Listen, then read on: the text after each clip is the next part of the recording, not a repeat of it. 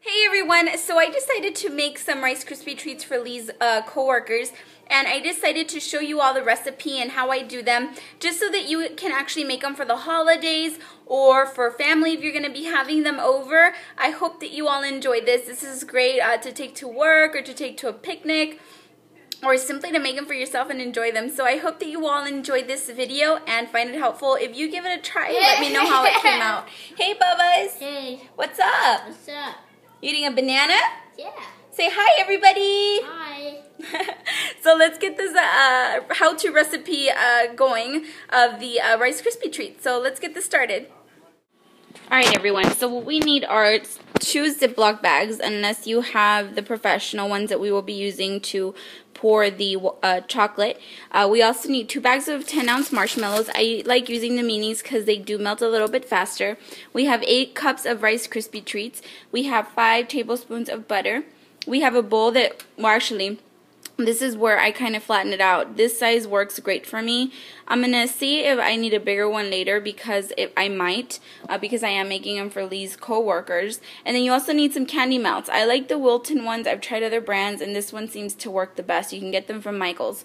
You need a bowl that is heat-proof, microwave-proof to melt your chocolate. You need non-stick spray. You need some vanilla and a little bit of sea salt that I like to use. So those are the things that you need, and you do need a deep pan. We're going to be spraying everything that we're going to be using, including the spoon that we will be using everything with some non-stick, and we will also be spraying this as well, our hands, if we're going to be using them, just so that the stickiness doesn't get all over you with the marshmallows or not what. So here I'm already melting the butter. Once all of that is melted, then we can move on and add the marshmallows onto this mixture.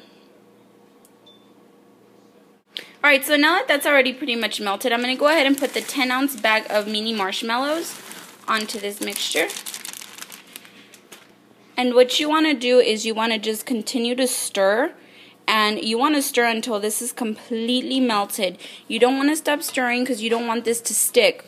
What I did was I put a little bit of that non-stick spray that I was telling you that I was going to be using on everything. I even non-stick sprayed my spatula here. So you want to go ahead and make sure that everything you will be using, like the pans and the bowls, you put non-stick on there just so that this doesn't melt. So we're going to go ahead and continue to stir this until it completely melts, and continue on. I have it on medium heat.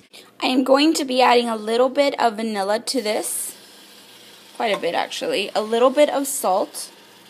I already crushed it because it's in these little baguettes, so I crush it up and then I put some in there and continue on mixing until this is completely melted. Now that our mixture is melted, we're going to go ahead and put this into the Rice Krispie cereal.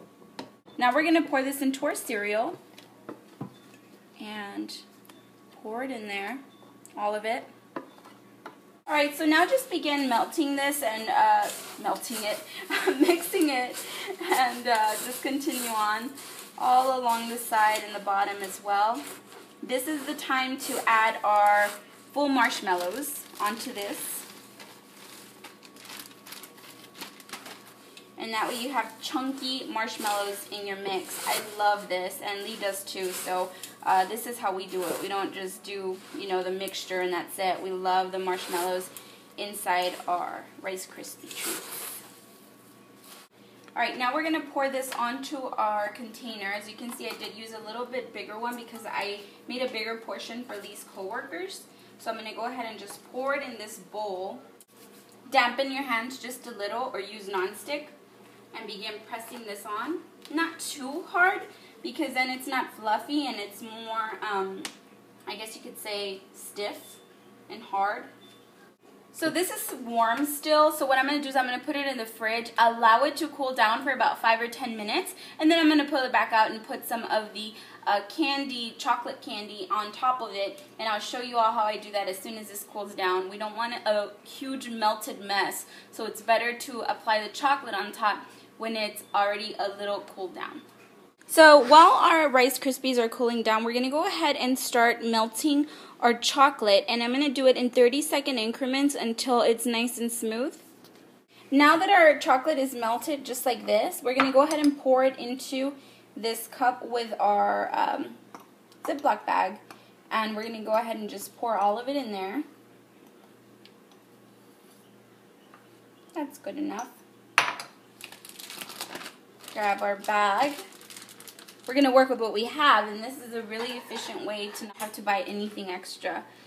Nip it a little bit just at the bottom, a very little, not a big one, because then you create a mess. Woo! And then you're going to begin applying the chocolate in strands, just so it's sparingly and not like overwhelming amount of chocolate. So just continue on with the white chocolate. We're applying more white chocolate than dark chocolate. So there's the white chocolate. Now what I'm going to do is I'm going to put this in the fridge for another 10 minutes so that it hardens, and then I'm going to overlap it with the milk chocolate and do the exact same method with the melting process. I usually melt my chocolates in defrost setting. I don't actually put like 30 seconds here and there. I do it defrost, and it works out better that way. So I'm going to go ahead and let this chocolate get hardened, and we'll move forward. So using the exact same method we did with the white chocolate, I'm going to go ahead and do the milk chocolate, but I'm doing this one sparingly. So it's not going to be as much as the white chocolate. A quick tip for those of you that want to do them for the holidays is using the white chocolate and using food coloring to make it look green and red. Alright, so just like that, we're going to go ahead and put this in the fridge as well and let it harden, and then we're going to go ahead and start cutting it.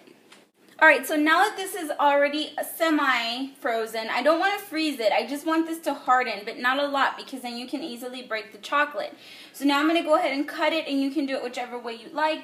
I'm going to make them kind of like a medium size, because I don't want them too big, because, you know, there's a lot of coworkers Lee has, so I want to make sure everybody at least gets a taste. So maybe about 2.5 inches wide.